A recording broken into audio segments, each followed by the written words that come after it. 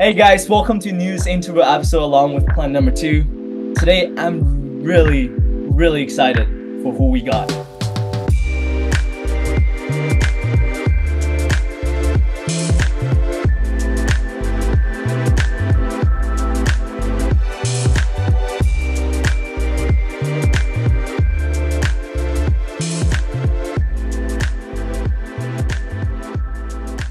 First off, I'm David, and joining me today we have our old friend Victor Stolinger from Budapest. How are you doing, man?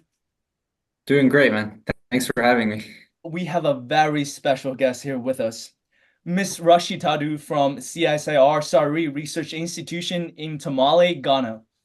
I have had the fortune to know her through our mutual friend, Dr. Peter Kelly, who sponsored Mrs. Rashid Tadu's project on sustainable farming for planting Bambara groundnuts in northern Ghana.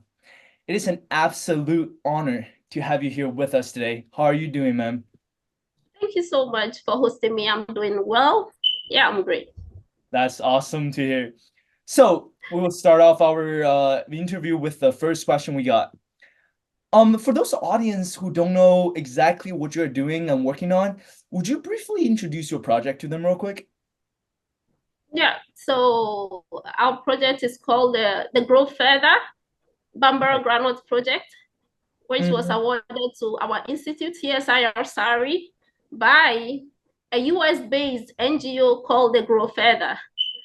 Yeah, and we are targeting reaching to about 80,000 farmers in Ghana, in 4 regions in Ghana. Yeah, and our main aim is we are promoting Bambara production, adopting and utilization for food security, and also to help increase farmers' income. Yeah, so this is basically what the project is about. Can you tell us a little bit about what inspired you to choose this path of investigating agriculture? Yeah, I been growing up as a child, I had this zeal in agriculture, even though I didn't really realize it when I was a kid because I didn't have a path as a then. But I remember that I used to have these very tiny gardens. I used to grow some maize, and also during vacations, I would go to the poultry farms, get about 2 to 3 day old chicks, and bring home and rear. My parents were not formally educated. My mom and dad, they didn't go to school. They cannot read and write. Yeah, so growing up, I had this zeal in agriculture, but because I didn't really get a direction going straight into agriculture in the initial stages, I found myself in the sciences. So I ended up in a university. I did biochemistry, and destiny being so good, I found myself in a research institute where I was placed in biology and chemistry of soil and water laboratory, and I worked there. Yeah, so this is how come I found myself back in agriculture, even though initially I didn't really know where I was going and where I would be, but suddenly I found myself in research again, and I'm happy because being a child, I didn't know what research was all about.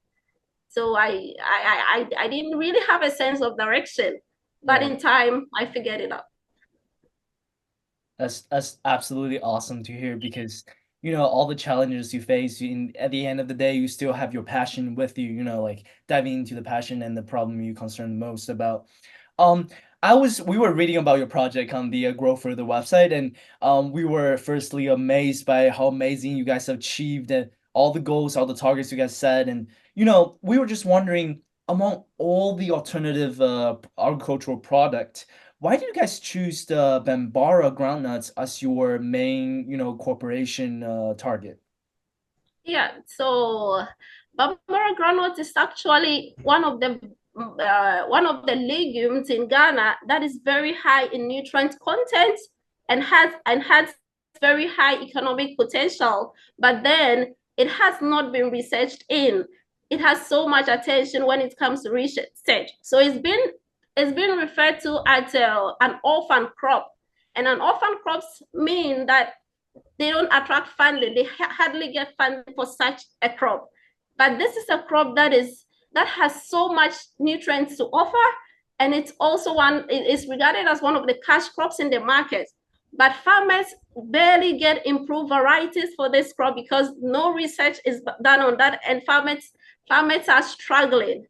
And this was what prompted us. We are in for sustainability, and we have to protect this crop. Put this grant together, and luckily we won the funding for it from Grow Further to actually come up with new varieties of this crop for farmers, and also extend to farmers sustainable ways of cultivating this crop. So basically, this is what we are doing now. I just want to add on to that. I have tried the milk that made from the Bambara groundnuts. I want to say like it also tastes delicious. It also tastes delicious. Yep. All the benefits. Yep. Yeah. So, okay, moving on a little bit. Reflecting on your journey as a researcher growing up in Ghana, what would you say was one of your, or in general, your biggest challenge, and how has that improved over time? Yeah, so in Ghana, my biggest challenge was growing up. My major one important biggest challenge was mentoring. I didn't get mentoring, and I never had exposure. If I had that at my early stages, I would have been better, more than I am today. So I lacked mentoring in my early days, right to my first degree. I didn't have mentoring. I only started having mentoring at when I got my first job. So I met this lady who was very exposed, very intelligent, very focused. I was so curious about a project she attended in Kenya. She came back and she told me she went. I asked her where she has been, and she told me she had traveled for a fellowship in Kenya, and they were African women. They were African women in agriculture research and development. So I was interested in this, and this is how my mentoring with this lady started. She actually exposed me. She mentored me so good.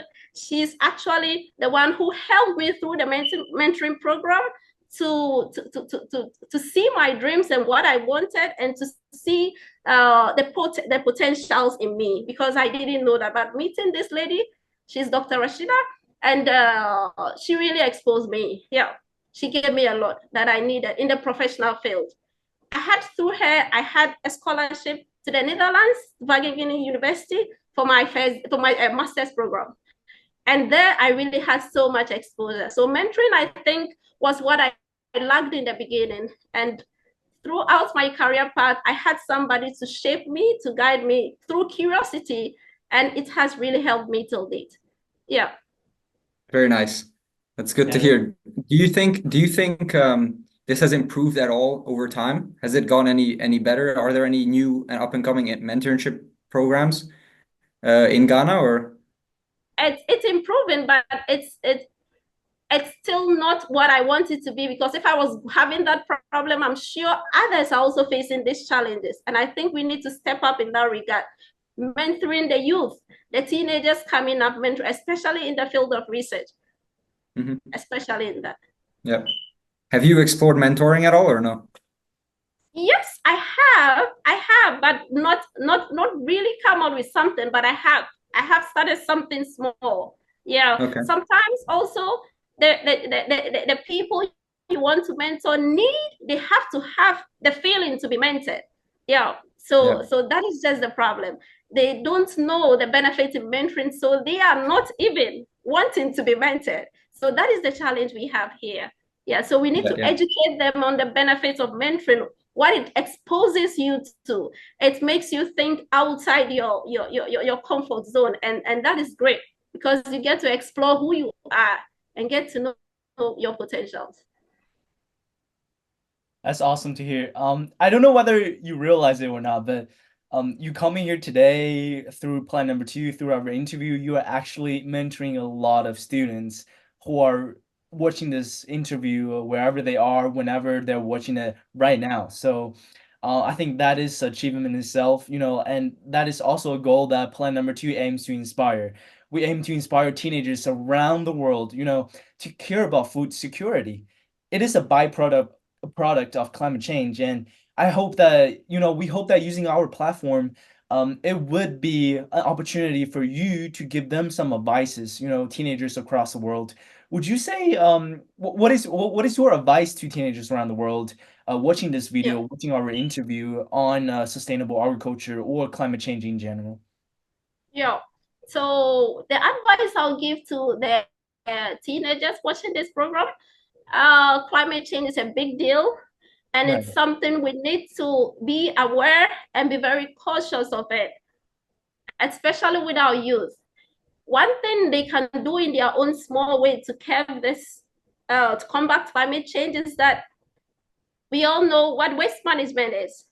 Basically, I know in Europe or in other developed countries, you have this way of sorting out your waste. So for the teenagers, the best way you can solve this in your own small way is to try as much as you can to separate waste. So if it's plastic, it goes into plastic. If it's metal, it goes into metal. If it's paper, it goes there. If it's organic, you put it in the organic waste. And this make recycling very easy. So we wouldn't have to be producing more waste and taking so much time to separate them again. And that would cost us so much. And another way also is that I would tell the youth also to always try to buy what you need, because leftovers could go to waste, and that could increase what we are all fighting for. So just buy what you need and not buy things in excess, and don't discard. Yeah. So basically, this is what I'll tell them in regards to climate change and regards to self-development. Just stay focused, be determined, hard work, and also try to get a mentor in your life. Look up to somebody in your professional field and try to be wanting to be mentored. Growing up as a teenager who's passionate about climate change and sustainable agriculture, I think I really do have the privilege compared to a lot of different people in terms of resources, and we can do whatever we want to. We can do whatever we want to achieve because we have enough resources. But looking up to researchers like you, I really realized that we have to devote a lot of effort, especially teenagers and those people who have privileges to take our responsibility and step up to create platform like this, interviews like this, to tell the kids, there are a lot of people working hard and they really do need just one opportunity. Maybe it's one mentor, maybe it's one interview to show the world what they're capable of. Well, thank you very much again for your time today to share with us with some of your amazing project. And I firmly believe that all the people watching this video, teenagers, adults, will be really inspired by you and your initiatives and all of the effort you guys are devoting into changing the status quo of sustainable farming in Ghana. Remember that you can always sponsor Miss Rashitadu's Bambara Groundnut project on Grow Further. And thank you again for coming today, Miss Rashitadu. Thank you so much. Thank you, guys. Thank you very much. We appreciate it. Thank you. Bye-bye. Thank you.